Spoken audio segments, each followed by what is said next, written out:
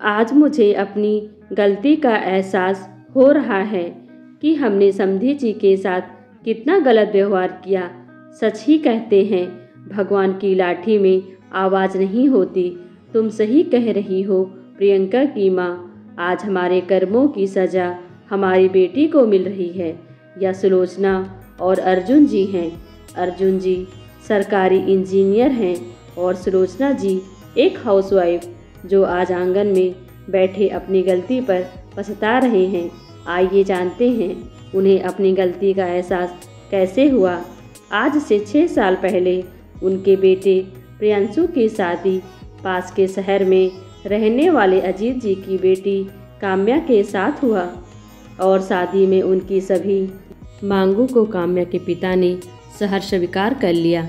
काम्या एक सीधी सादी और घरेलू लड़की थी। विवाह की सारी तैयारियां शुरू हो गई। कपड़े गहने सभी खरीदे जाने लगे। तभी अर्जुन जी ने अपने रिश्तेदारों की बातों में आकर विवाह मैरिज हॉल की जगह 5 स्टार होटल से करने की शर्त रखी और कहा कि अगर आपने यह व्यवस्था नहीं की तो यह शादी नहीं हो सकती। काम्या के पिता ने उन्हें बहुत समझाने की कोशिश की, लेकिन अर्जुन जी अपनी बात पर अड़े रहे। अर्जुन जी ने कहा, मैरिज हॉल हमारी हैसियत के बराबर नहीं है। लोग क्या कहेंगे कि कहाँ रिश्ता कर लिया। एक ही बेटा है मेरा और बेटे की शादी रोज़ रोज़ थोड़ी ही होती है। शादी के कार्ड बढ़ चुके थे और बहुत सारी शादी की तैयारियां भी हो चुकी थी। इसलिए काम्या के पिता ने किसी तरह कर्ज लेकर 5 स्टार होटल बुक कर लिया। शादी का दिन था और प्रियांशु की बारात नाचते गाते होटल पहुंची। शादी का कार्यक्रम भी शुरू हो गया, लेकिन तभी अर्जुन जी का गुस्सा 7वें आसमान पर चढ़ गया। चिल्लाते हुए बारात वापस ले जाने की बात करने लगे। काम्या के पिता ने उन्हें समझाते हुए कहा कि समधी जी, आप बिना वजह नाराज हो रहे हैं। आप पहले मेरी बात तो सुन लीजिए। आपके बताए अनुसार ही हमने सारी व्यवस्था की थी, लेकिन होटल वालों का कहना था कि कुछ लड़कों ने बहुत सा खाना बर्बाद कर दिया, जिससे खाना कम पड़ गया। तो क्या हो गया, शादी विवाह में तो यह सब होता ही है। और अब क्या मेरे रिश्तेदार भूखे ही रहे? अर्जुन जी ने गुस्से में कहा। काम्या के पिता और उसके भाई ने किसी तरह स्थिति को संभाला और शादी हो गई। शादी के बाद भी काम्या के ससुराल वालों की मांगे खत्म नहीं हुई। काम्या ने इस बारे में जब अपने पति प्रियांशु से बात की तो उसने कहा, मैं इन सब के बीच में नहीं पड़ना चाहता। दहेज की इस लेन देन ने एक बेटी को उसके माता पिता भाई बहन के प्यार से बहुत दूर कर दिया था। काम्या शादी के बाद कभी अपने मायके नहीं जा सकी।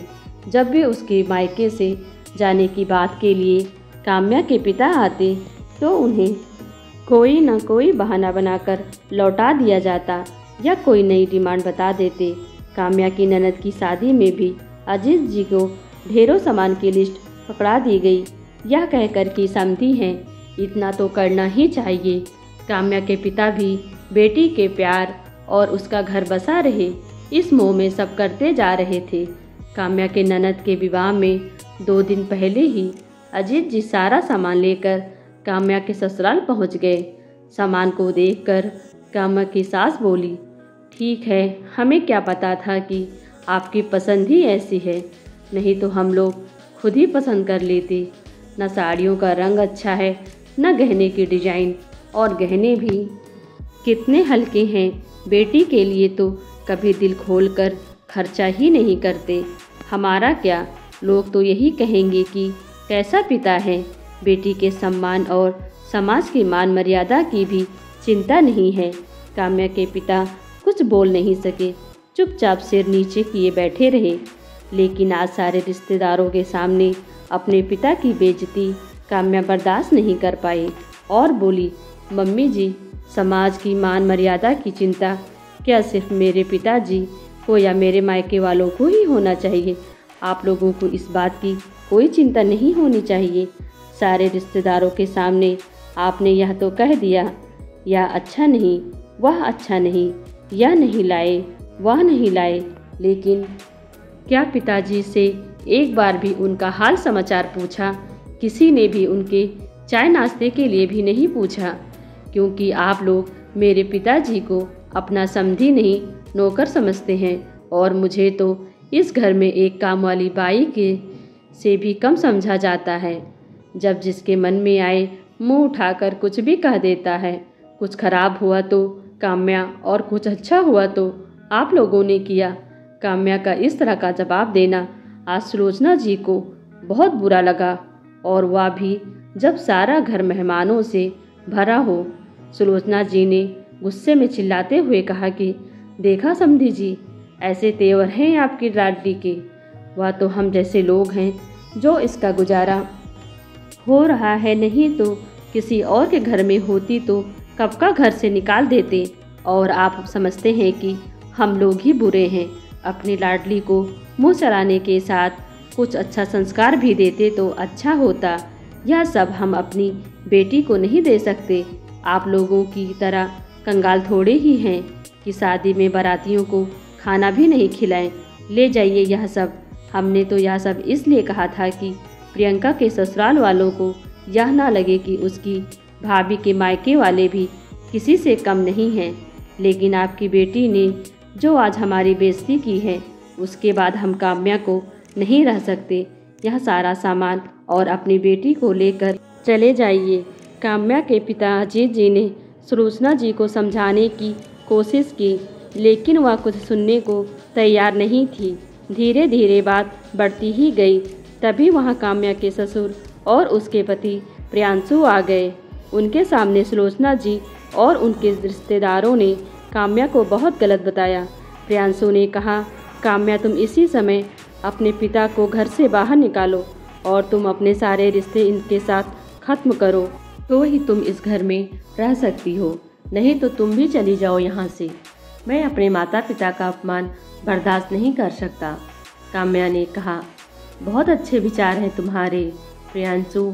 तुम्हारे माता पिता हैं और मेरे माता पिता कुछ भी नहीं।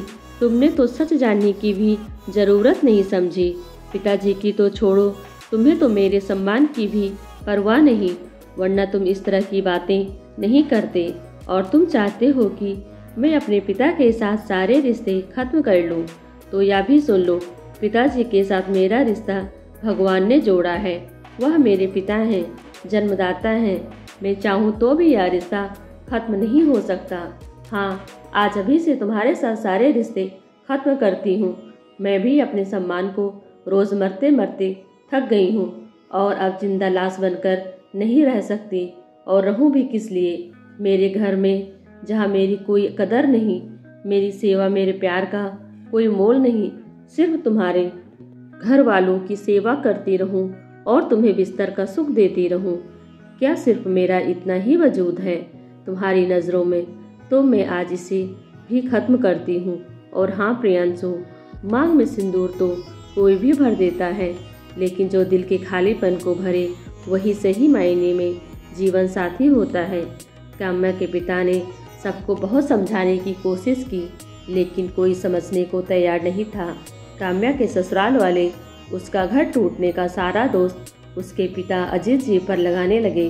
काम्या के पिता ने काम्या को बहुत समझाया, बेटा घर में 2 दिन के बाद शादी है, लोग आएंगे। जब सबको पता चलेगा कि घर की बहू ही घर में नहीं है तो क्या सोचेंगे?